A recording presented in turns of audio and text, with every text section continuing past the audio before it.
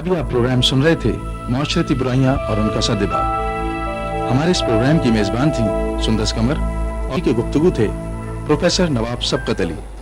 अब कौन? मैं हूँ सभी। आओ। खाना लाया हूँ भाई। अच्छा, क्या लाए हो? माश की दाल। अभी तो अपनी पसंद की चीज भी ले आया करो। तुम्हारी पसंद ही मेरी पसंद है भाई। आप ये सालन नहीं खा सकते। अरे क्यों भाई? इसलिए कि आज मैं आपके लिए मुर्ग का सालन लाई हूँ। मुर्गी का सालन अपने घर से? हाँ, तुम्हारे बाबा की तबीयत तो ठीक है ना? मेरे बाबा की तबीयत का मुर्गी के सालन से क्या ताल्लुक? भाई गरीब आदमी दो ही मौकों पर मुर्ग खाता है, एक या वो खुद बीमार हो या दूसरा फिर मुर्ग बीमार हो। देखो असगर भाई, ये फिर मुझे गुस्सा दिलाने वाली बात कर रहा है। वैसे जनाब, आपकी इत्तला के लिए हम गरीब नहीं, पूरी 6 मुर्गियाँ और एक भैंस पाल रखी है घर में। अंडे और दूध बेचकर इज्जत की रोटी खाते हैं और सुख की नींद सोते हैं। हाँ, मगर ये आज तुम्हारे बाबा ने मुर्गी का सालन पकाने की इजाजत कैसे दे दी तुम्हें? मेरी कोयत वाली चाची आई है, मेरे लिए घड़ी भी लाई है। अच्छा, ये तुम एक जगह टिक के क्यों नहीं बात करती हो? हैं? वही तो खड़ी हूँ जहाँ पहले थी। ये चाबी के बगैर भी चलती है क्या? घड़ी। बड़ी तरक्की की है इंसान ने, चाबी के बगैर चलने वाली चीजें तो बना दी, मगर खुद चाबी का खिलौना बनकर रह गया है। आज जो कमजोर हैं उन सब की चाबी एक ताकतवर के पास है। आपकी ये बातें मेरी समझ में तो नहीं आती। मैं तो चली अपने घर।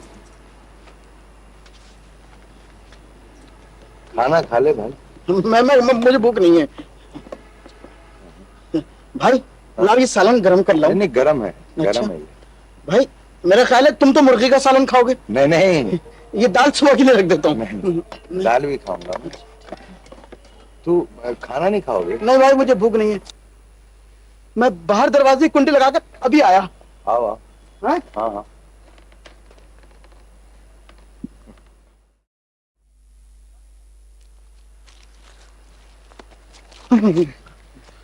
जानते हो मैंने तुम्हें बाहर क्यों बुलाया?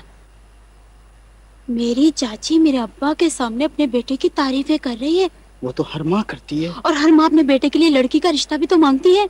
ये भी कोई अनोखी बात नहीं। और अगर उसने मेरा रिश्ता मांग लिया तो फिर तुम्हारी शादी हो जाएगी। तुम हवाई जहाज में बैठ के कोई चली जाओगी, वहां अमीरों की तरह जिंदगी गुजारोगी और फिर आहिस्ता आहिस्ता हमें भूल जाओगी। मैं सब कुछ भुला सकती हूँ जगह, मगर तुम्हें नहीं।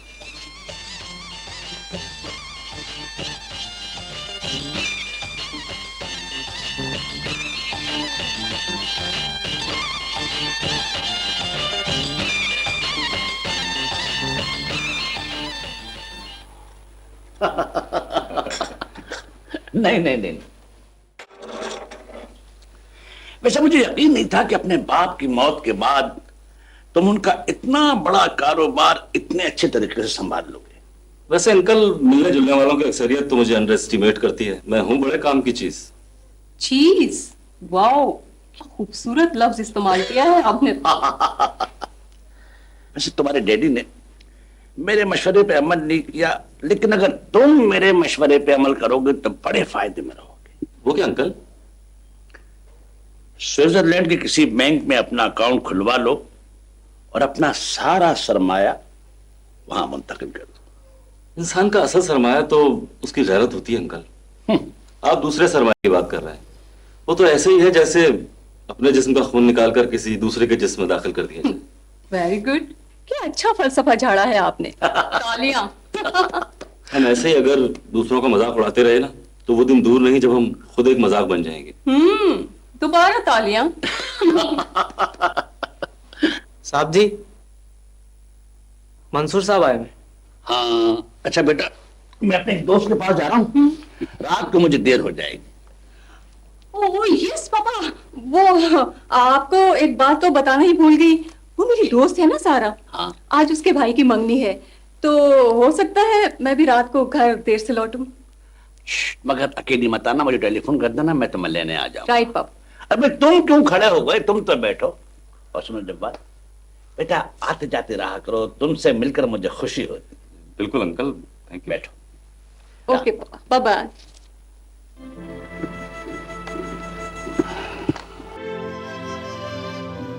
देखिए मिस्टर फलसफी, तालियां।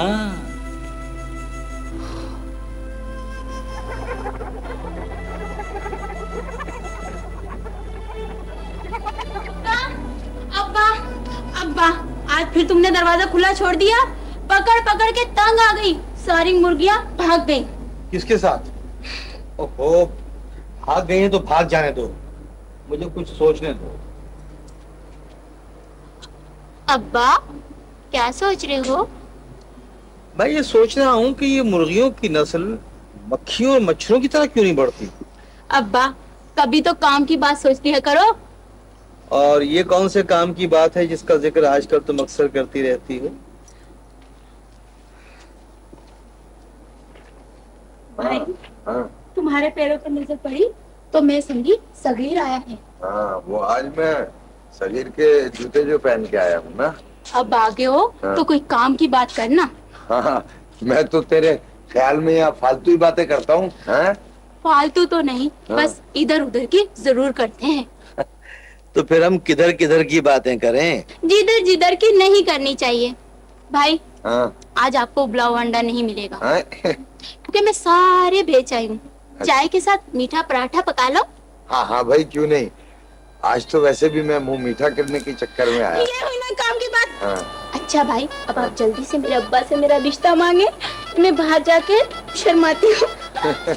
शरीर कहेगी।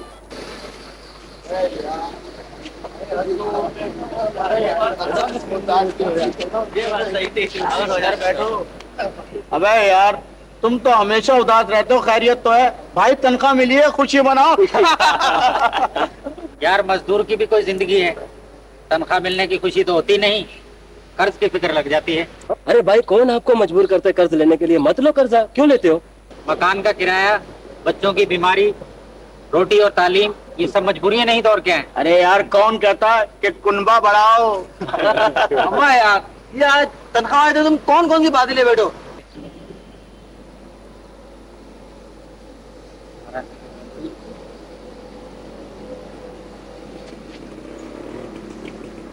भाई इधर तो जरा देखो। देख रहा हूँ। सफेद, हाँ, क्या बात है? जब से तुम्हारे दोस्तों ने मोटरसाइकिल खरीदी है, तुमसे बात करना भी पसंद नहीं करते? और एक बात समझ में नहीं आई, इनके पास मोटरसाइकिल खरीदने के लिए पैसे कहाँ से आए? किस्तों पर खरीद ली होंगी। नहीं, पूरी कीमत अदा करके। ये सिर्फ मैं जानता हूँ कि इनके पास पैसे कहाँ से आए।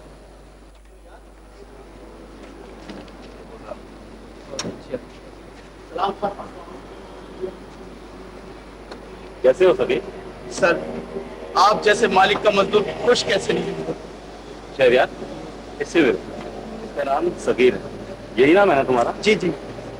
शहरियार, इसने एक ऐसे खतरनाक मुजरिम के खिलाफ गवाही देने का ऐलान किया है, इसके बारे में बोलना तो क्या, कुछ सोच भी नहीं सकता।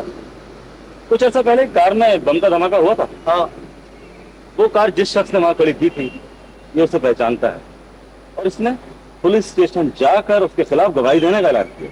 क्या ये सच है?